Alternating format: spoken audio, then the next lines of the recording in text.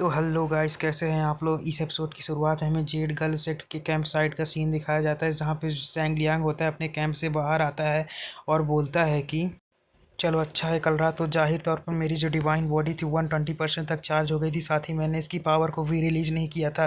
तभी हमें जैंग लियांग की डिवाइन बॉडी को दिखाया जाता है जो कि 100% तक चार्ज होती है।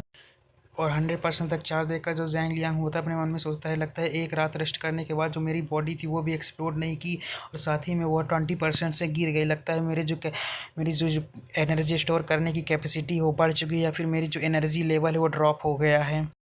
तभी हमें जैंग लियांग को दिखाया जाता है जिसके कि पीछे कुछ सेंसर होता है, और जैसे वो पीछे देखते हैं तो हमें पीछे की किंगलिंग को दिखाया जाता है जो कि उसे बहुत ही ज़्यादा खतरनाक तरीके से घूर रही होती है, जिसे देखकर जो जैंग लियांग होता है उसकी फट जाती है और वह दूर जाते हुए बोलता है कि मैं तो बस उस कैंप के अंदर जाना चाहता था। इतना कहकर वो आगे बढ़ने लगता है और अपने मन में सोचता है कि मैं उस लड़की को अपने पास नहीं आने दे सकता। जाए अगर उस लड़की ने मुझे पकड़ लिया तो मुझे उसी वक्त अपनी मर्दानगी को गुड बाय कहना पड़ेगा। इतना कहकर वो आगे बढ़ने लगता है। तभी हमें पीछे से किसी का हाथ दिखाई देता है जो कि उसे लेकर हवा में उड़ जाती है, और वो हमें दिखाई जाती है कोई और नहीं बल्कि वॉइस सेट लीडर होती है, और उससे बोलती हैं कि आखिर तुम इधर उधर ऐसे कैसे घूम रहे हो।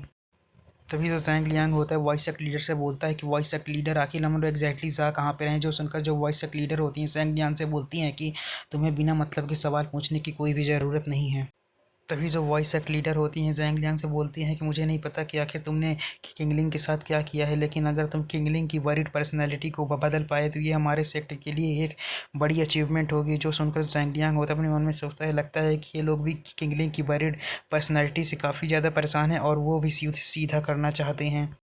फिर से वॉइस सेट लीडर जैंग लियांग से बोलती हैं जो किंगलिंग का टेम्परामेंट है वो बहुत ही ज़्यादा गुस्सैल टाइप का है। अगर वो सच में का गुस्सा हो जाए तो शायद मैं भी ना रोक पाऊँ। अगर तुम कभी भी किसी डेंजर में रहे तो तुम डायरेक्टली सेक्ट मास्टर से हेल्प मांग सकते हो। तभी हमें सेक्ट मास्टर को दिखाया जाता है जो कि उनके सामने से गुजर जाती थी, जिन्हें देखकर जो जैंग लियांग होता है वो सेक्ट मास्टर को ही देखता रह जाता है। और सेक्ट मास्टर को देखने के बाद वो जैंग लियांग होता है अपने मन में सोचता है कि वैसे तो जेड गर्ल सेक्ट में ऐसी बहुत सारी लड़कियां हैं जो कि बहुत ही ज़्यादा खूबसूरत हैं, लेकिन जो इनमें से सबसे ज़्यादा पियरलेस ब्यूटी है वो सेक्ट मास्टर ही हैं।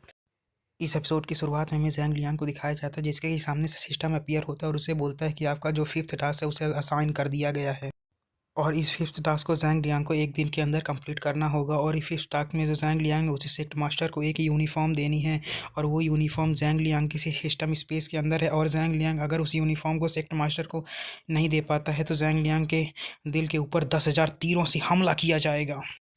और सिस्टम के इस तरीके के पनिशमेंट को देखकर जो जैंग लियांग होता है उसका मुंह ही सूख जाता है, और वह अपने आप को एक कुत्ते की तरह महसूस कर रहा होता है, और साथ ही में उसके पसीने छूट रहे होते हैं इतनी खतरनाक पनिशमेंट देख। इसके बाद हमारा सीन शिफ्ट होता है और हमें डीमन रेस के स्ट्रॉन्ग होल्ड का सीन दिखाया जाता है, जहाँ पे हमें कोई डीमंस को दिखाया जाता है जो कि अपने स्लेव्स को पीट रहे होते हैं और उनसे काम करा रहे होते हैं। तभी उस स्ट्रॉन्ग होल्ड के पास डीम जेड गर्ल से जितने भी लोग आ जाते हैं और बोलते हैं कि डीमन रेस आखिर तुम्हारी भी हिम्मत कैसे हुई फॉरबिडन प्लेस को बिना परमिशन के छोड़ने की और हमारे पीस को भंग करने की। जो देखकर जो वहाँ पर जितने भी डीमंस होते हैं उनकी फट चुकी होती है और उनके पसीने छूट रहे होते हैं। तभी हमें दिखाया जाता है जेड गर्ल सेट की जितनी भी डिसाइबल्स होती हैं उन डीमंस पर अटैक कर देते हैं, और तभी जो सेक्ट मास्टर होती है उन डीमंस से बोलती हैं कि आज जेड गर्ल सेक्ट तुम्हें यहाँ पर पनिश करने के लिए आया है जो भी तुमने यहाँ पर डैमेज किया है। और हमें दिखाया जाता है वहाँ पर जितने भी डीमंस होते हैं वो इधर उधर बचने के लिए भाग रहे होते हैं। तभी हमें उस किंगलिंग को दिखाया जाता है जो कि बहुत ही ज़्यादा डरावने और गुस्से अंदाज में उन सभी डीमंस के ऊपर अटैक कर रही होती है और चिल्लाते हुए बोल रही होती है, मर जाओ कमीनों।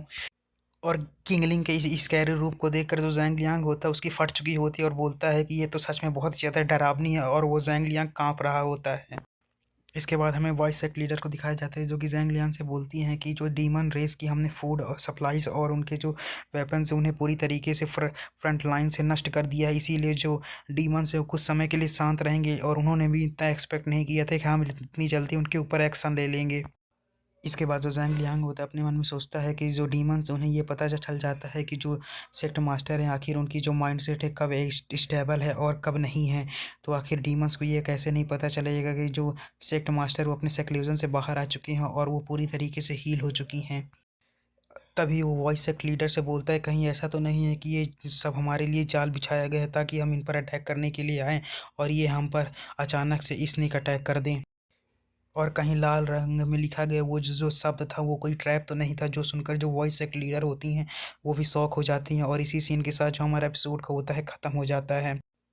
वैसे आपको क्या लगता है, ये कोई ट्रैप है या फिर नहीं? कमेंट सेक्शन में ज़रूर बताएं।